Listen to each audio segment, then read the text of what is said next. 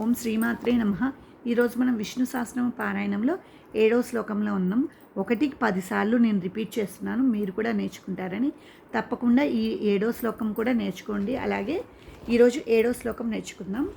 7వ శ్లోకం ఏమిటంటే, కిం యుధిష్ఠిర ఉవాచ కిమేకం దైవతం లోకే కిం వాప్యేకం పరాయణం స్తువంతః కం మచ్చంత ప్రాప్నుయుః మానవా శుభం.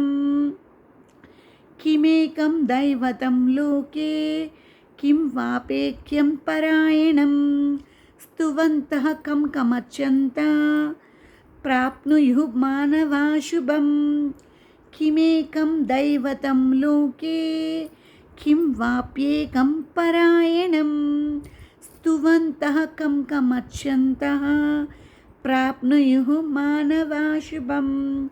కిమేకం దైవతం లోకే కిం వాప్యేకం పరాయణం స్తువంతః కం కమచ్చంతః ప్రాప్నుయుః మానవా శుభం.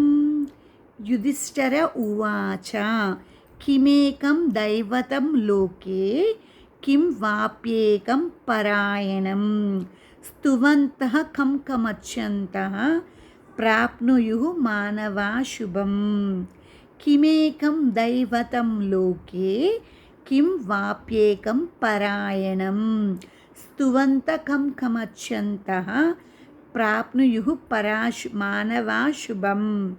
కిమేకం దైవతాం లోకే కిం వాప్యేకం పరాయణం స్తువంతం కం మచ్చంత ప్రాప్నుయుః మానవా శుభం.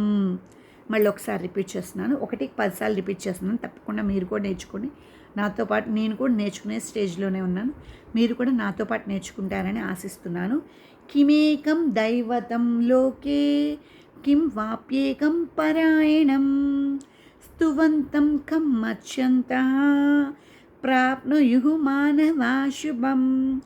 కిమేకం దైవతం లోకే కిం వాప్యేకం పరాయణం స్తువంతః కం కమచ్చంతః ప్రాప్నుయుః మానవా శుభం. కిమేకం దైవతం లోకే కిం వాప్యేకం పరాయణం స్తువంతః కం మచ్చంతః ప్రాప్నుయుః మానవా శుభం. ఈరోజు మనం విష్ణు సహస్రనామంలో 8వ శ్లోకం యుధిష్ఠిర ఉవాచ నేర్చుకున్నాం. 9వ శ్లోకంతో తర్వాత వీడియోలో నేర్చుకుందాం.